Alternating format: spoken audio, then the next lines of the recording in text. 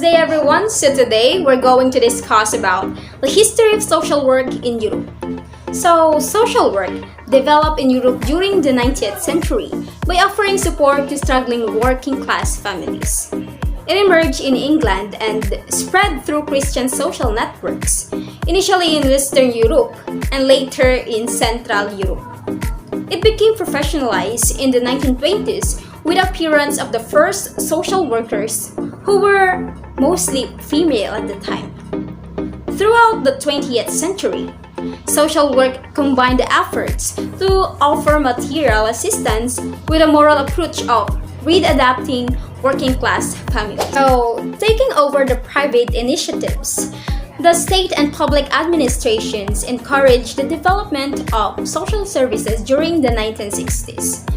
Social work thus gradually moved away from the Christian charitable methods, its moral dimension being supplanted by an approach increasingly relying on socioeconomic and psychological knowledge.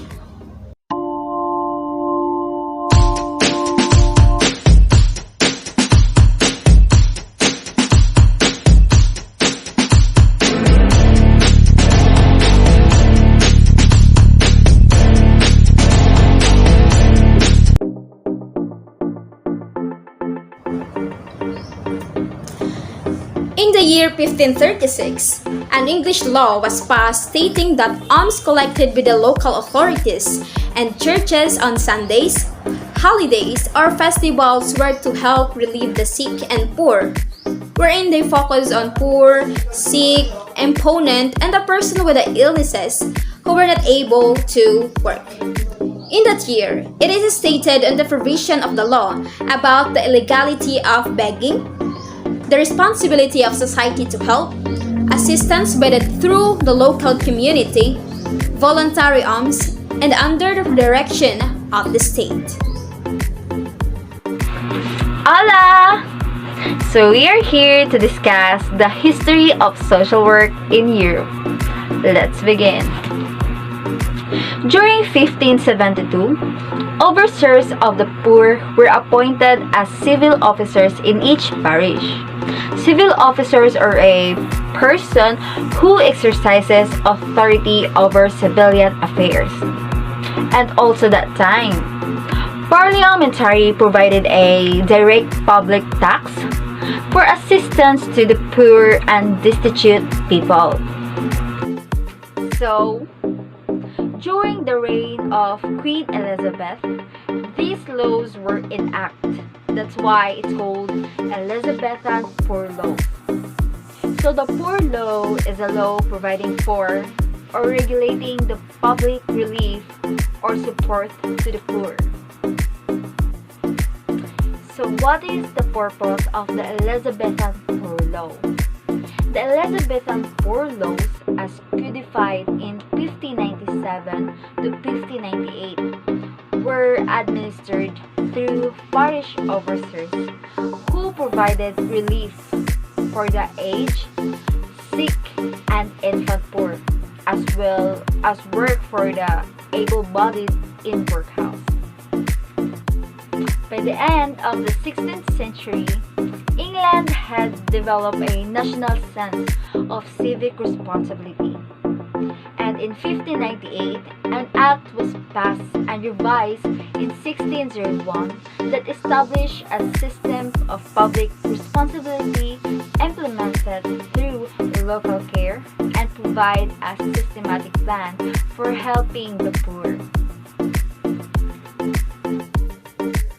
In 1601, a poor law was introduced to address the issue. The Poor Law put into legislation the right of local justices of the peace for the relief and assistance of the poor, which has played an important role in Europe, United States, and elsewhere. There are three classes of the poor.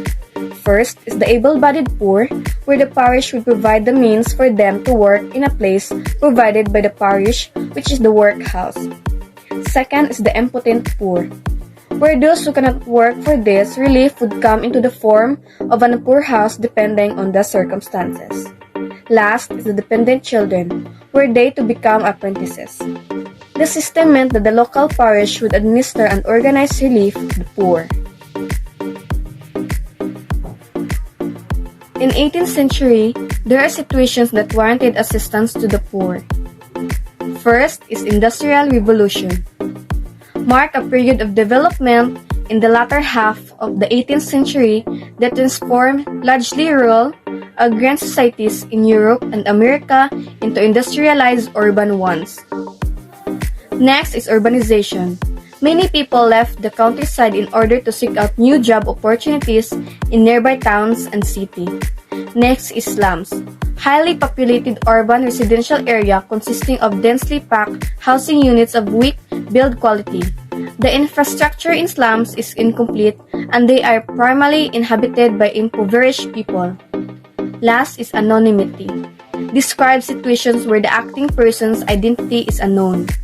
Anonymity is seen as a technique or a way of realizing a certain other values such as privacy or liberty. In these situations, begging, charity, workhouse, orphanages, and jails, there were a lot of attempts to help them in a dignified manner and various programs, both public and private, came into existence. Before 1834, the cost of looking after the poor was growing more expensive every year. This cost was paid for by the middle and upper classes in each town through their local taxes. There was a real suspicion amongst the middle and upper classes that they were paying the poor to be lazy and avoid work. After a year complaint, a new poor law was introduced in 1834.